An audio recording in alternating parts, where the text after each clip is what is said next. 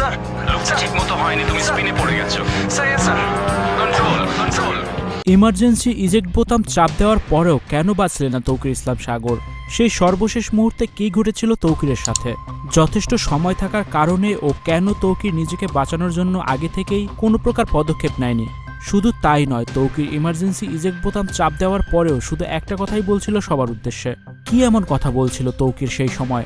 এদিকে অবশেষে প্রকাশ পেল তৌকিরের সেই কথা। ভিউয়ার্স, কি এমন কথা বলেছিল তৌকির? এ বিষয়ে বিস্তারিত জানতে সম্পূর্ণ ভিডিওটি দেখে সঙ্গেই থাকুন। Uttara Diabari milestone school and কলেজের বিমান বিধ্বস্ত ঘটনা নিয়ে রীতিমতোই অনেক আলোচনা সমালোচনার জন্ম দিয়েছে সোশ্যাল মিডিয়ায়। কেউ বলছেন তৌকির বড় লেভেলের কোনো কর্মকর্তার পরিকল্পনা অনুযায়ী কাজ করেছিলেন, কিন্তু শেষ পর্যন্ত নিজেকে বাঁচানোর চেষ্টা করেও বাঁচাতে পারেননি। আবার কেউ বলছেন তৌকির অনেক ভালো মনের মানুষ, এমনকি সে ইচ্ছে করে এত বড় দুর্ঘটনা ঘটায়নি। বিভিন্ন ধরনের কথাই বলা হচ্ছে তৌকিরকে নিয়ে। আবার এমনও প্রশ্ন দেখা দিয়েছে যে তৌকির চাইলেই তো নিজেকে বাঁচাতে পারত, তাহলে কেন আগে থেকে ইমার্জেন্সি ইজেক্ট বোতাম চাপ দিয়ে নেমে পড়েনি?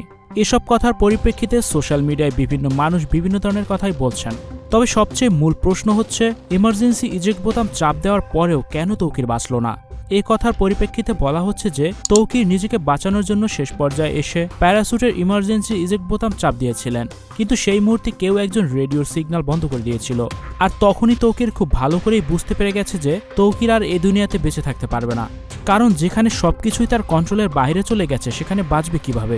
তাই তো তৌকির সেই মুহূর্তে শুধু একটা কথাই বলছিল সবার উদ্দেশ্যে। তার মুখের শেষ কথা এমন ছিল যে আল্লাহ হাফেজ। এই কথা বলা ছাড়া তার আর কোনোই উপায় ছিল না।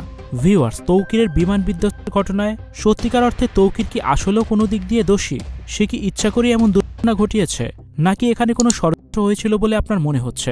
অবশ্যই বিমান বিধ্বস্তের ঘটনা নিয়ে আপনার মূল্যবান মতামত কমেন্ট করে জানাবেন কমেন্ট বক্সে। Icon focus 24 TV, powered by 4D Fourth Dimension।